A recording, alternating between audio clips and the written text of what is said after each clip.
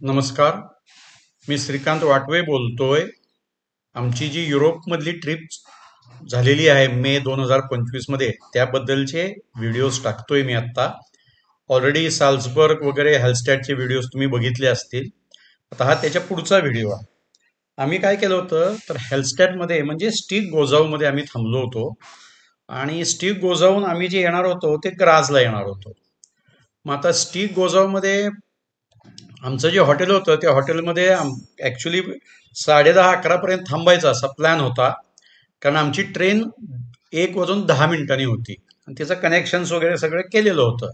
म्हणजे ग्राजला पोचायचं सगळं टायमिंग वगैरे सगळं केलेलं होतं. पण तो हॉटेलमधल्या माणसानं काहीतरी सुट्टी असल्यामुळे ते म्हणले की तुम्ही चेकआउट केलं 10:30च्या दरम्यान तर आम्हाला पुढचं काम करायला बरं होईल आणि तुम्हाला त्याप्रमाणे करावं लागेल. म्हणलं ठीक आहे. मग मी विचार केला की आता आपण नाहीतरी प्रवास ग्राजला करणार आहे तर रेल्वे स्टेशनला जाऊ आणि त्याच्या आधीची कुठली जर का गाडी असेल तर ती बघू, आणि जर का त्याच्यातनं आपल्याला जायला परवानगी दिली तर सोपं आहे, अन्यथा मग तिथं बसून राहायचं तास दीड तास काय असेल ते नुसतं टाइमपास करत. म्हणून मग स्टेशनवर गेलो आणि स्टेशन मास्टरला विचारलं की बाबा असं असं आमची गाडी जी आहे ती 1:10ची आहे, पण आत्ता कुठली गाडी असेल तर आम्ही जाऊ शकतो का. तर तो म्हणला तुम्ही जाऊ शकता, तुम्हाला काही प्रॉब्लेम येणार नाही. 11:25 का काहीतरी अशा टायमिंगला गाडी आहे म्हणला, तुम्ही जाऊ शकता. मग आम्ही त्याप्रमाणे 11:25 म्हणजे जवळजवळ 2 तास आधी आम्ही स्टीव गोजावमधनं निघालो. ती गाडी होती RX-70. ती जी गाडी आहे ती स्टेनॅक इर्डिंग या गावी पर्यंत होती.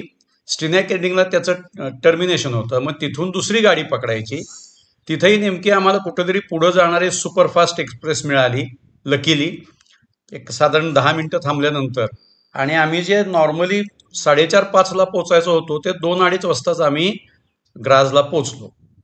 मग आता ग्राजला पोचल्यानंतर आमचं जे हॉटेल होतं ते बरोबर रेल्वे स्टेशनच्या समोर होतं, फक्त रस्ता क्रॉस करायचा होता. मग रस्ता क्रॉस करून आम्ही आलो. मग त्यांना आमचं तिकीट दाखवलं, मग त्याप्रमाणे आम्हाला त्यांनी रूम दिली. आम्ही चेक इन झालो आणि आमच्याकडे सफिशियंट वेळ होता. मग आता आमची परिस्थिती अशी आहे की नॉर्मली आम्ही काय करतो, असं संध्याकाळचं पोचलो असेल तर त्या गावामधलं सगळ्यात लांबचं ठिकाण बघून घ्यायचं, म्हणजे त्याची टेन्शन दुसऱ्या दिवशीसाठी ठेवायची नाही. मग ग्राजचं कसं होतं तर ग्राज मधल्या जवळजवळ सगळ्या गोष्टी सिटी सेंटरमध्ये होत्या आणि एकच फक्त पॅलेस स्कॉल्स इगेनबर्ग हे पॅलेस वेगळ्या बाजूला होतं. मग आम्ही चौकशी केली आणि कुठली बस पकडायची वगैरे सगळी चौकशी करून झाल्यानंतर आम्ही त्या पॅलेसला गेलो, स्कॉल्स इगेनबर्ग. आता हे जे आहे हे 17व्या शतकातलं पॅलेस आहे आणि ह्या पॅलेसमध्ये बऱ्याच गोष्टी आहेत. गार्डन खूप सुंदर आहे, त्याच्यानंतर त्याच्यामध्ये काय काय मस्त रूम्स वेगळ्या वेगळ्या टाईपचे आहेत, म्युझियम्स आहेत. जे थोडक्यात तिथं जवळच आर्किओलॉजिकल म्युझियम आहे, नवीन आर्किओलॉजिकल म्युझियम. नंतर आतमध्ये प्लॅनेटरी गार्डन आहे, म्हणजे आपले प्लॅनेट्स जे असतात, म्हणजे थोडक्यात आपल्या भाषेमध्ये 7 प्लॅनेट्स आहेत, त्याच्यानंतर राशी आहेत, अशा सगळ्याचं मिळून एक प्लॅनेटरी गार्डन त्यांनी केलेलं आहे. ते आम्हाला बघायला मिळालं. आतही केलंय, बाहेरही केलेलं आहे. मग तिथनं आम्ही लॅपिडॅरियमला गेलो. ते जे लॅपिडॅरियम आहे ते लॅपिडॅरियम कल्ट वॅगॉन ऑफ स्टिगबॅग असं त्याचं ते सगळं मिळून नाव आहे. मग ते आम्ही त्या लॅपिडॅरियम मध्ये गेल्यानंतर आम्हाला भरपूर गोष्टी तिथं पेंटिंग्स होती, त्याच्यानंतर ड्रेस मटेरियल होते, पुतळे होते, सोन्याच्या कितीतरी गोष्टी तिथं होत्या, त्या आम्हाला सगळ्या बघायला मिळाल्या. आणि नेमकं त्याच वेळेला तिथं कॉईनचं एक्झिबिशन होतं. मग तिथल्या एका माणसानं सांगितलं की तुम्ही कॉईन एक्झिबिशन बघून घ्या, सुंदर एक्झिबिशन आहे. मग आम्ही कॉईन एक्झिबिशनला आत गेलो. तुम्हाला भरपूर फोटो टाकलेत मी. भरपूर प्रकारच्या कॉईन्स, जुन्या नवीन सगळं त्यांनी, अगदी रिसेंट डॉलर युरोपासून सगळं त्यांनी ते ठेवलेलं होतं. मग तिथून आम्ही फर्स्ट फ्लोअरला गेलो. त्या फर्स्ट फ्लोअरवर गेल्यानंतर तिथं अतिशय जुनी आणि सुंदर पेंटिंग्स आहेत, म्हणजे अतिशय प्रसिद्ध कलाकारांची पेंटिंग्स आहेत. त्याच्यामध्ये युरोपियन आर्ट आहे, त्याच्यानंतर काही ठिकाणी युरोपियन बरोबर ईस्ट एशियन आहे, काही ठिकाणची आणखीन आर्ट त्याच्यामध्ये आहे. त्यामुळे ते पूर्ण आर्टचं सगळं त्यांनी केलेलं आहे. तिथून थोडं पुढे गेल्यानंतर आम्हाला चॅपल ऑफ व्हर्जिन मेरी हे लागलं. हे जे चॅपल आहे हे आतून सुंदर डेकोरेट केलेलं आहे, त्याचे मी फोटो टाकलेले आहेत. मग आम्हाला स्टेट रूम्स बघायला मिळाले. आता स्टेट रूम्स म्हणजे काय, तर राजे राजवाड्यामध्ये जशा त्यांच्या स्पेशल रूम्स असतात त्या रूम्स बघायला मिळाल्या. त्या 24 स्टेट रूम्स आहेत आणि त्याच्यामध्ये प्रत्येक ठिकाणी सायन्स ऑफ वेस्टर्न झोडॅक म्हणजे वेस्टर्न कल्चरमधले झोडियाक सायन्स म्हणजे राशी जे आहेत आपल्या त्या सगळ्यांचं त्यांनी तिथं आत डिस्प्ले केलेलं आहे. नंतर प्लॅनेटरी रूम आम्हाला बघायला मिळाली, म्हणजे ज्याच्यामध्ये राजे राजवाडे त्यांची बसण्याची मीटिंग घ्यायची सगळं ते आम्हाला बघायला मिळालं. नंतर पियानो नोबल म्हणजे piano Nobel in the sense तिथं खूप मोठं पियानोचं टेबल आहे तेही आम्हाला बघायला मिळालं. त्याच्यानंतर आम्ही गॅलरी रूमला गेलो, तिथं आणखीन आम्हाला खूप पेंटिंग्स बघायला मिळाली.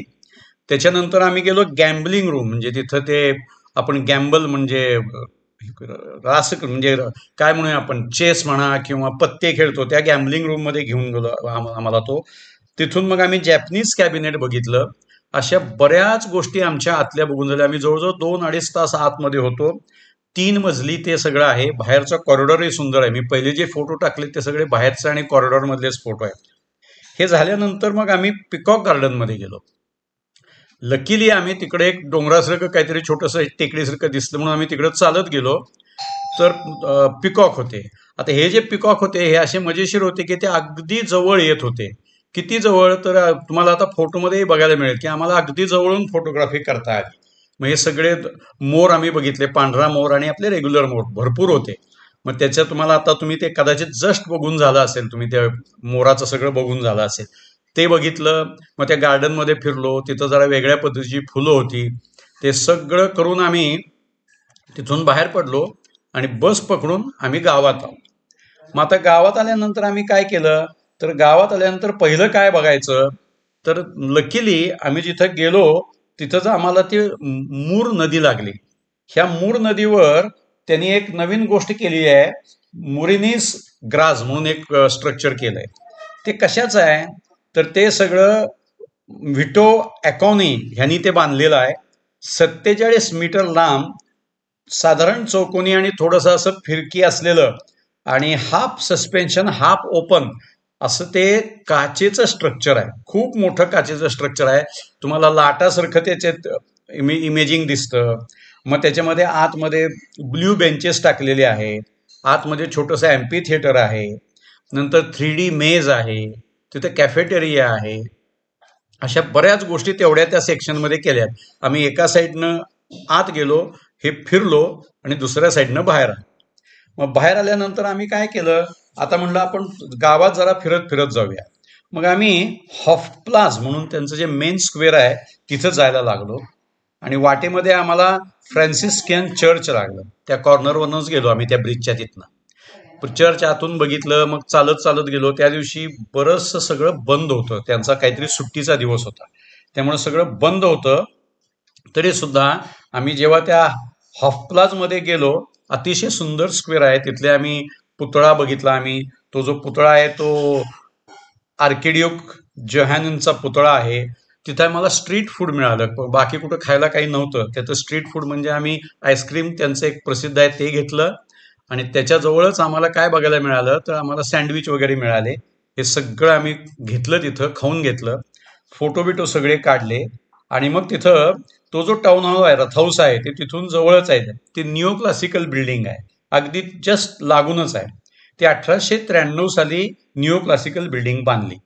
ही बांधत असताना तिथलं सगळं पाडून ती नवीन बांधायचं होतं, पण 3 लोकांनी त्यांची घरं दिली नाहीत. ती घरं न दिल्यामुळे ती 3 घरं त्या बिल्डिंगमध्येच एकत्रित झालेली आहेत. त्यामुळे ते एकदम वेगळं दिसतं. तर ते फ्रान्सिस्कन चर्च आणि हे सगळा जो भाग आहे हा सिटी सेंटरचा भाग आहे. मग आम्ही ते सगळं सिटी सेंटर बघून घेतलं आणि मग चालत चालत चालत त्या मेन रिव्हरवरनं ते जॅकोमिनी प्लाझ म्हणून एक ठिकाण आहे तिथे गेलो. हे जॅकोमिनी प्लाझ जे आहे ते ट्रान्सपोर्टचं सेंटर आहे. लोकल्स, त्याच्यानंतर तुमच्या ज्या बाकी सगळ्या मोड्स ऑफ ट्रान्सपोर्ट आहेत त्या सगळ्या तिथं तुम्हाला बघायला मिळतात. सगळ्या गावात कुठेही जायचं असेल तरी जाता येतं. आणि आम्ही हेरेझँग स्ट्रॅज म्हणजे ती जी एक काय म्हणूया आपण रस्ता आहे मोठा, अतिशय प्रसिद्ध, त्याच्यावर फक्त 2 मेट्रो टाईप जे त्यांचे तिकडचे आहेत तेच जातं, बाकी त्याच्यावरनं कुठलंही वाहन जात नाही. मग त्याच्यावरून आम्ही भरपूर फिरून घेतलं. ते सगळं होईपर्यंत संध्याकाळचे जवळजवळ 7-7:30 झाले होते. मग आम्ही तिथं गेल्यानंतर आम्ही चौकशी केली की आम्हाला म्हणलं जर का रेल्वे स्टेशनला जायचं असेल तर आम्हाला कुठल्या बस घेतलेल्या बऱ्या. तर त्या ज्या बसनं आम्ही आलो होतो तीच बस तिथं उभी होती. म्हटल्यानंतर आम्ही त्यात बसलो. म्हणलं फिरून गेले तरी आपल्याला काय फरक पडतो, आपल्याला पैसे थोडेच द्यायचे. मग त्याप्रमाणे आम्ही त्यात बसलो आणि ती बस फिरत फिरत गावातनं वेगवेगळ्या ठिकाणनं रेल्वे स्टेशनला गेली. रेल्वे स्टेशनला गेल्यानंतर उतरून आम्ही जरा तिथं जवळपास फिरून घेतलं. कारण म्हणलं अजून इतक्या लवकर हॉटेलवर जायला नको म्हणून थोडंसं फिरून घेतलं. आणि हे फिरून बिरून सगळं झाल्यानंतर मग आम्ही आमच्या बरोबर जे आणलेलं खाणं होतं ते घेऊन हॉटेलवर गेलो. रूममध्ये जेवलो व्यवस्थित आणि जेवून रेस्ट घेतली. कारण त्याचा जो पुढचा दिवस होता आमचा, हा पुढचा दिवस हा पूर्णपणे बिझी दिवस जाणार होता. ते ग्रासचं सेंट्रल सगळं बघायचं होतं. त्यामुळं सेकंड डे हा आमचा पूर्ण बिझी दिवसच होता. आणि नशिबानं आमच्याकडे पास असल्यामुळे आम्हाला म्युझियम बघायलाही प्रॉब्लेम नव्हता आणि आम्हाला ट्रान्सपोर्टलाही प्रॉब्लेम नव्हता. तर असं हे सगळं आमचं पहिल्या दिवशी आम्ही ते सगळं बघून घेतलं. आणि हे बघून झाल्यानंतर आम्ही रेस्ट घेतली आणि दुसऱ्या दिवशीची तयारी केली. तुम्ही हे जे व्हिडिओ बघताय याबद्दल तुमचे धन्यवाद. लाईक आणि सबस्क्राईब करायला विसरू नका. आणि तुम्ही बघत असल्याबद्दल धन्यवाद. थँक्यू.